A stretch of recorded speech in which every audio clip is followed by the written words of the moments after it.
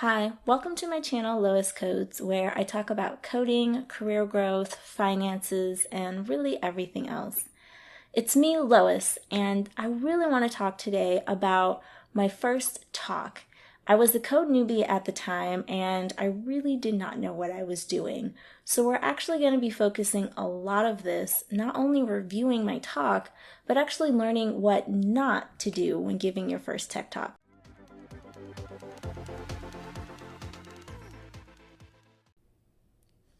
All right, let's go ahead and review this together. I have my laptop right here so we can watch this together. I'm going to go ahead and pop in this earbud. Earbuds never work well with my ears. Okay, I'm going to go ahead and hit play. Okay, let me start. Alright, well, I do not have a fancy computer with me. Okay, so first thing, actually two things. First, I did not practice this. This could have been done a lot better if I had practice. And it's not like I didn't have time to practice, and it's not like I didn't have people I could practice with. I just signed up for it, and that was it. I saw an opportunity to give a talk, and I was convinced to do a talk, and I don't regret giving a talk. I do realize that I should practice, and if you're ever giving a talk, you should always practice your talk. Luckily for me, I had notes to rely on, and that helped a little bit, but it would have been better if I had practiced so that I could validate the flow of it, make sure that the content and the concept was well received, and that if I needed to fix anything or if I wasn't explaining something in enough detail. So that was definitely an issue with this talk. Another, probably most obvious issue is that I did not have slides. Again, I just signed up for it and that was it. And I should not have done that. I should have had slides, at least for something for people to look at and like understand the flow of the talk. Since I've done this talk, I've done a few more. I have learned to not rely too heavily on your slide deck because your slide deck is not your presentation. Your talk is your presentation. What you have to say on the subject is your presentation. Your slide deck is only there to enhance the talk, the presentation. So if you're going to create slides, make sure that you include key points on those slides. Present your slides, but do not rely so heavily on your slides. So let's go ahead and play this. Let's go ahead and play.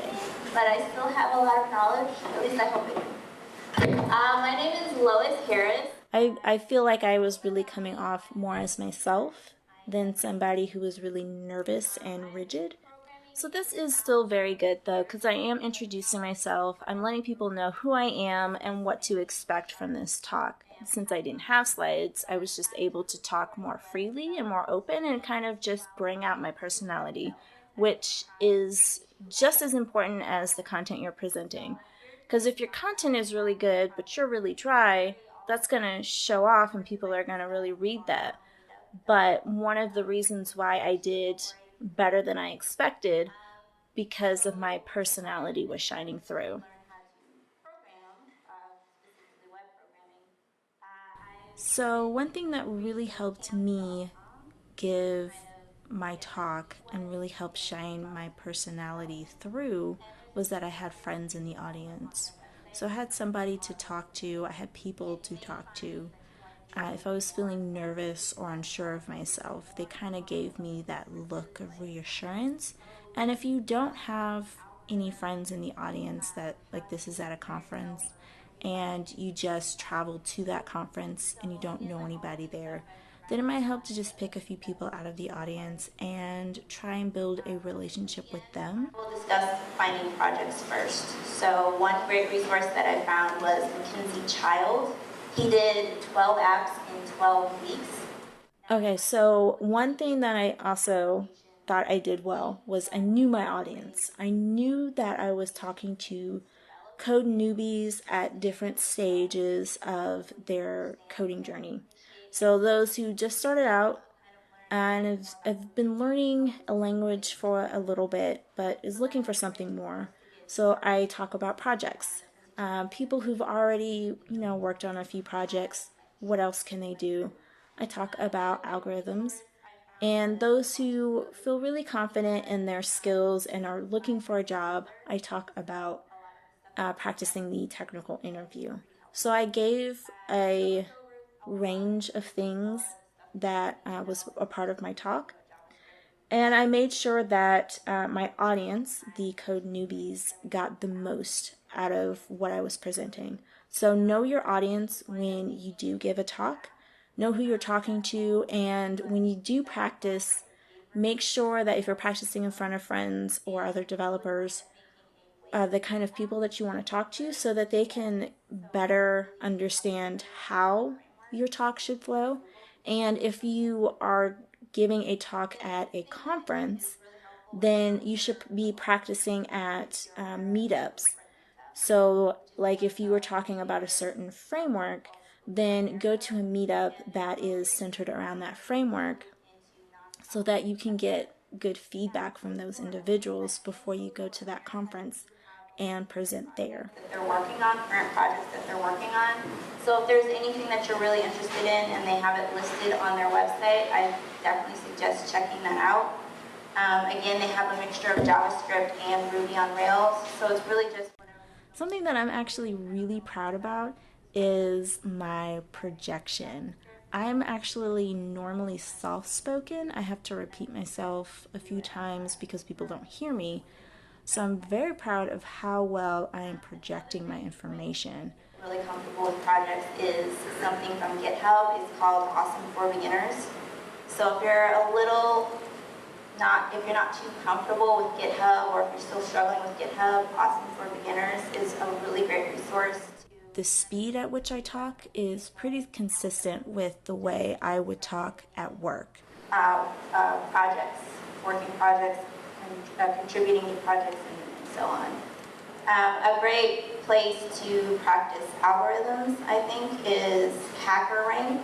A lot of So one thing that I did okay about, I guess, was I did not lecture the whole time, but I kind of did because I didn't have slides, so it definitely came off like I was lecturing.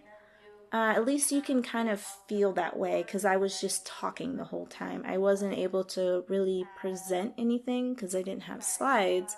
So it is important to have slides, but if you're always dependent on your slides, then you are lecturing. So it's a balance between having your slides for something your audience to see visually, and then not still being able to like come off and talk and be able to expand on those ideas that's being shown on your slides.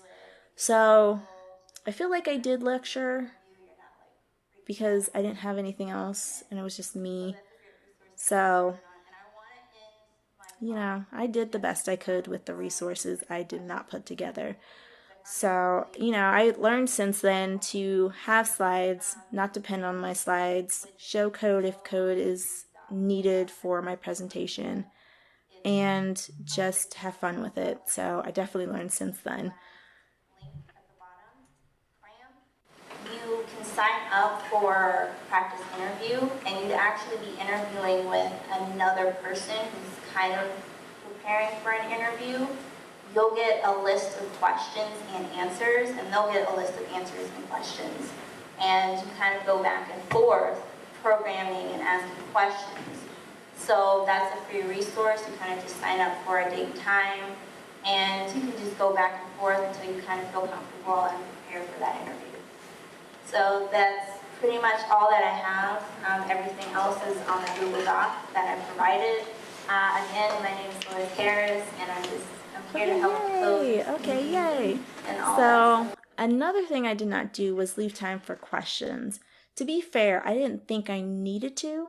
I just felt like, this is good. This is fine. They got what they needed. They don't have any questions. And that is a terrible assumption to make. You should never assume that your audience isn't going to have any questions, or assume that what you're presenting is like they'll pick it up so quickly. Make sure you leave about 10 to 15 minutes for them to ask questions. And I should have had that moment for them to ask questions, but this was also a lightning talk.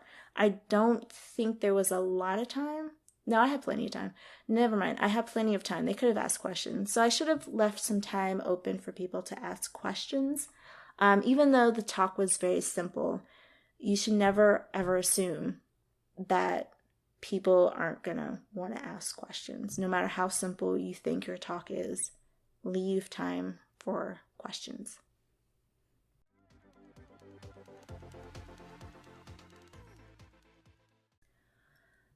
Okay, well, that is it. That is my first talk. It obviously could have gone better, but it also was not the worst. So I think I was like, this is the worst, and I think this is the best, and I was like, right here-ish. So it could have been better, of course, but it was my first talk. I was definitely nervous. I was also weirdly confident, so I definitely should have kind of, probably more cocky than confident. So I was probably weirdly cocky about the whole thing. And, ever since then, I don't do that. I have a slide deck, I practice, I make sure that I present the information as best as possible. I know my audience. I make sure I leave time for questions, or at least I pause between my talk and ask, like, does anybody have any questions? Does that make sense so far? So I at least do like a health check, if you will. I check to make sure that my audience is still understanding what I'm presenting. So I at least make sure I have time for questions. I do also try to be as authentic as possible. I do try to add in a joke, or at least I try to be funny. I usually am not that funny unless when I'm not trying to be funny, so that's where I'm at. So those are some tips to take with you to improve your next talk. Hopefully you've learned from my mistakes. I'm sure a lot of the mistakes I made you would never do. But one thing I hope you can take from all of this is to not be too cocky about giving your talk. Definitely be confident, but that confidence can come with practicing, having your slide deck, and being as authentic as possible. Thank you so much. I hope you enjoyed the content, and if you did, don't forget to like and subscribe. I'll see you again soon. Doodles! Be strong.